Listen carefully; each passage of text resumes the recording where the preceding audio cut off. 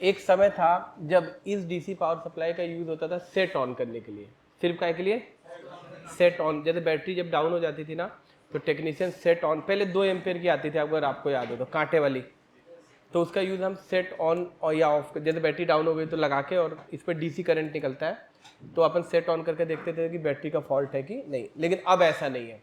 ये जो DC power supply का इस्तेमाल अब करते हैं, एक तो सेट ऑन के लिए करने के लिए करते हैं, दूसरा फॉल्ट को डायग्नोसिस करने के लिए करते हैं। काय के लिए? मैं बताता हूँ कैसे डायग्नोसिस करते हैं, मैं उसका रीज़न बताता हूँ, ठीक है।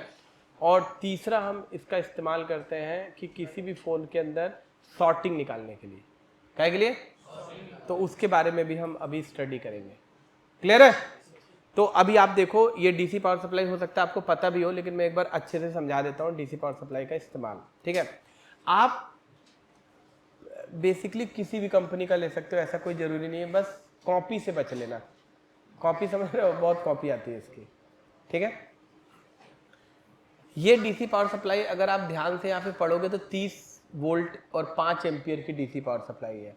मतलब यहाँ से ये 30 वोल्टेज और 5 एम्पियर तक का आउटपुट मैक्सिमम दे सकती है। तो हमारे मोबाइल फ़ोन को ऑन करने के लिए 3.7 ही वोल्ट चाहिए और एम्पियर कितना चाहिए? मैक्सिमम 5। तो इसीलिए 5 ही एम्पियर की हम लेते हैं ज़्यादातर, ठीक है। लेकिन कभी कभी शॉर्टिंग को निकालने के लिए 5 एम्पियर से ज़्यादा का करंट का ज़रूरत होता है। तो अभी मार्केट में 10 एम्पियर की भी डीसी आ गई है, वो थोड़ी महंगी है, 9-10 हज़ार रुपये के आसपास है, तो आप वो भी कंसीडर कर सकते हो, ठीक है। लेकिन 5 एम्पियर से भी आपका काम चल जाएगा।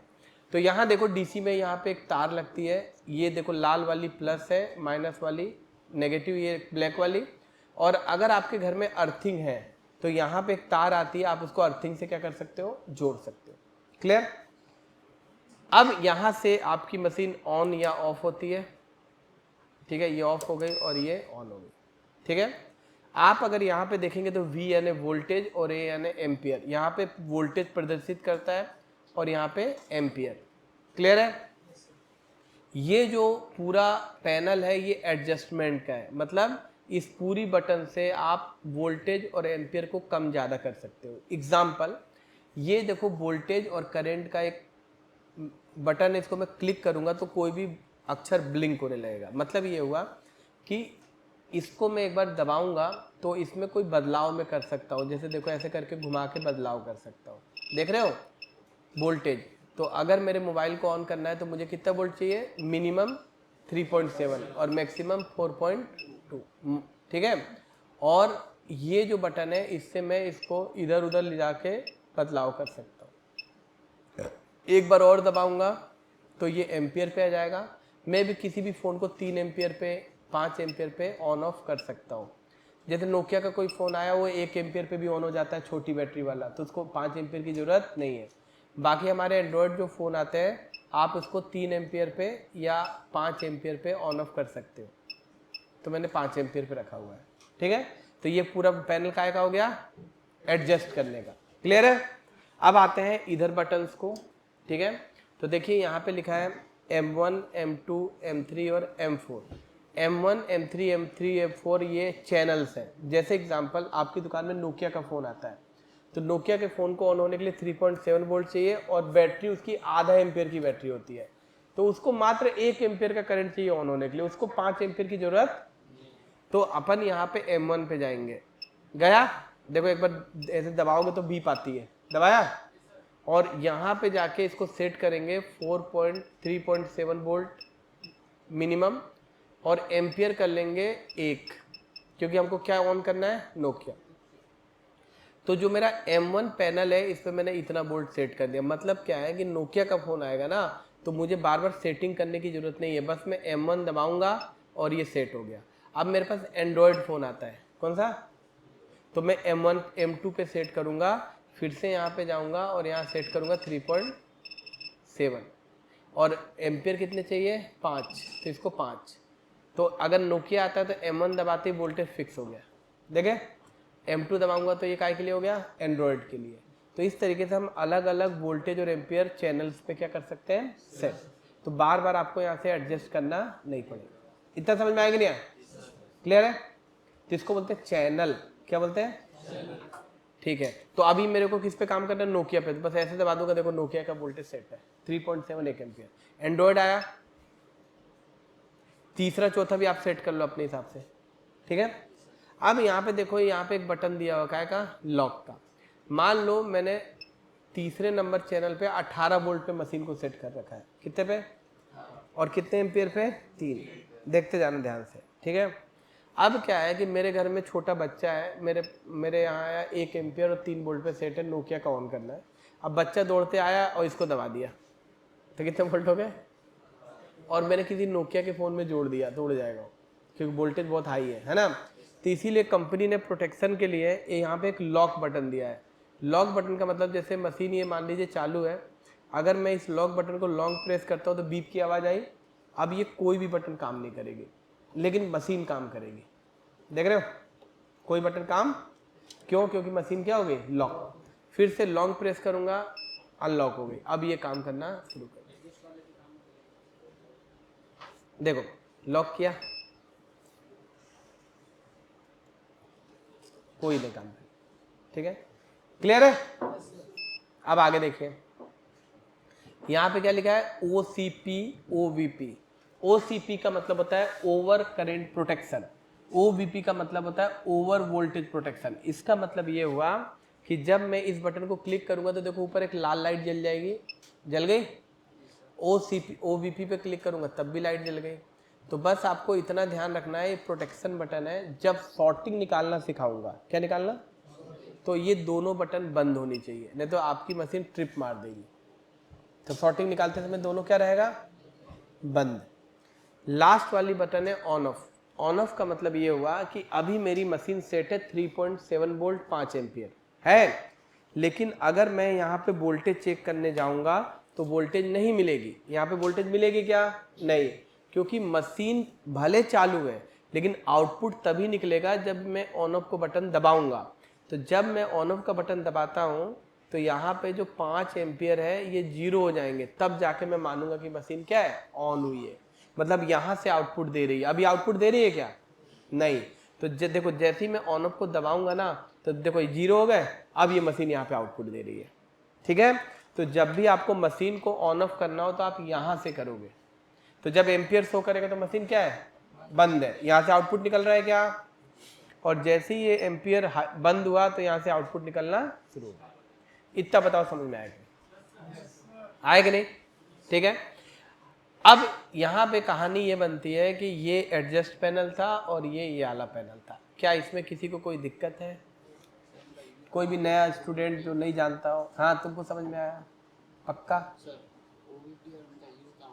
यूज ये होता है कि अगर ओवर वोल्टेज पे आपने किसी भी डिवाइस को जोड़ दिया तो मशीन ट्रिप हो जाती है। ट्रिप यानी नहीं, रीस्टार्ट हो जाती है, बंद हो जाती है, जिससे डिवाइस खराब होने से बच जाता है। अब देखो, अब आप बोल रहे हो कि इस मशीन का यूज क्या करेंगे। मशीन का यूज भी तो है, तो इस मशीन का सही इस्तेमाल बताता हूँ क्या करते हैं। इस मशीन का सही इस्तेमाल ये होता है, देखो ध्यान से देखना आप, हाँ यहाँ पे देखो ध्यान से। ये मैंने केबल लिया, बराबर, देखो ये केबल लिया और मैंने लगाया फोन में,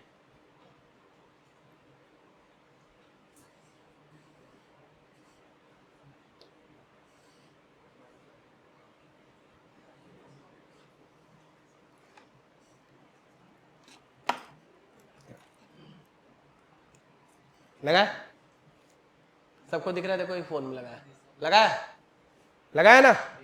देखो मशीन किस पे सेट है, सेट है। मैंने मशीन देखो ऑन कर दिया, बराबर है ना। तो अभी क्या हुआ होगा, अभी हुआ ये होगा कि क्वालकॉम चिपसेट है। अभी 3.7 वोल्ट की सप्लाई गई होगी चार्जिंग आईसी के अंदर, गई होगी कि नहीं, अरे गई होगी ना। उसके बाद चार्जिंग आईसी ने क्या बनाया होगा, बीपीएच। उसके बाद से ऑन ऑफ पे वोल्टेज बनी होगी, मैं सब चेक करके दिखाऊंगा अभी। उसके बाद से क्या बनी होगी, वॉल्यूम डाउन पे। उसके बाद से क्या हुआ होगा, पीजी पे।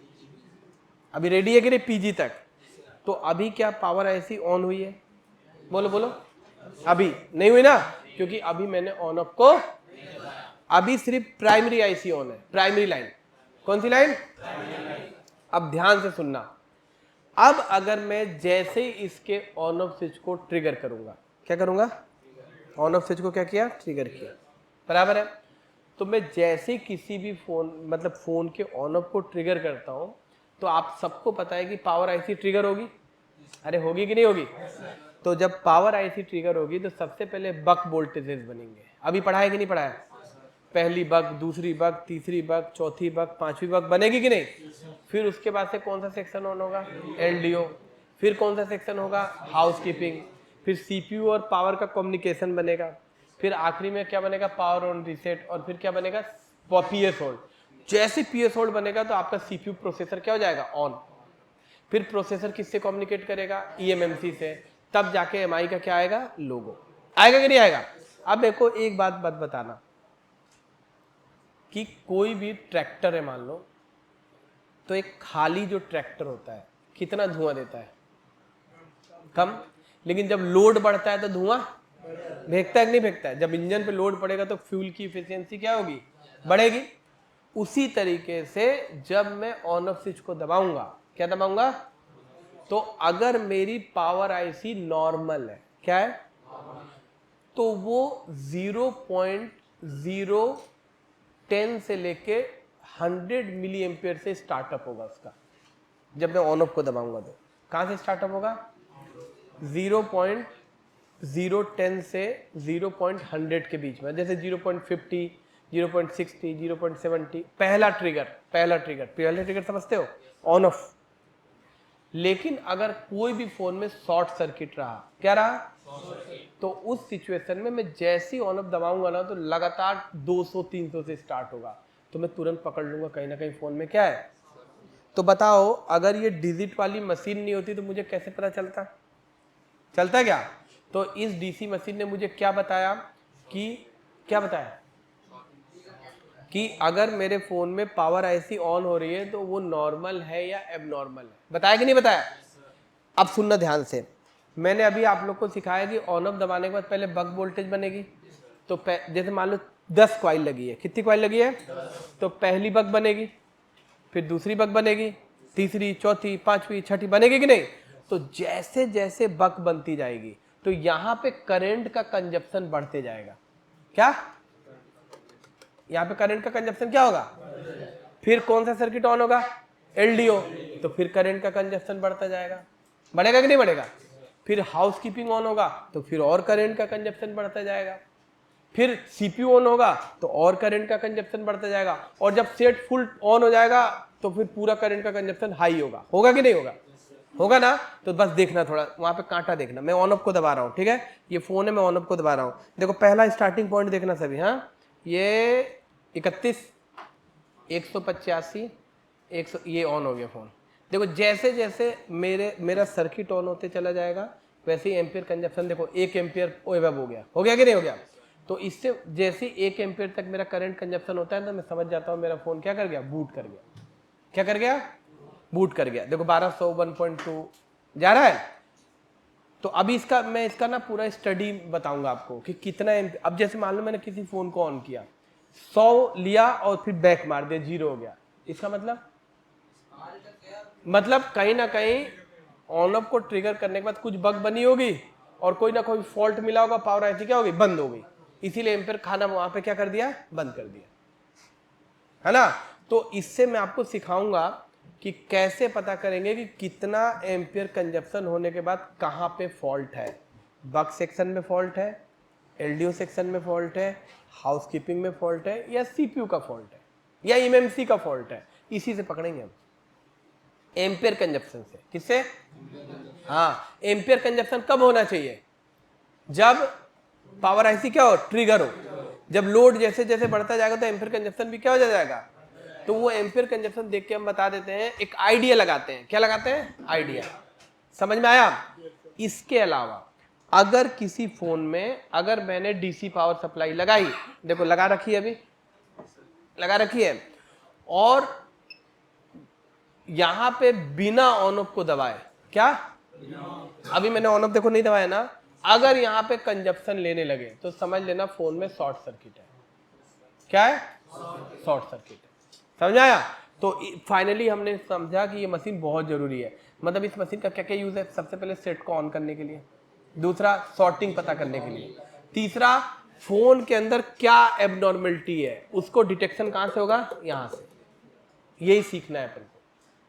तो डीसी पावर सप्लाई समझ में आया सबको अभी।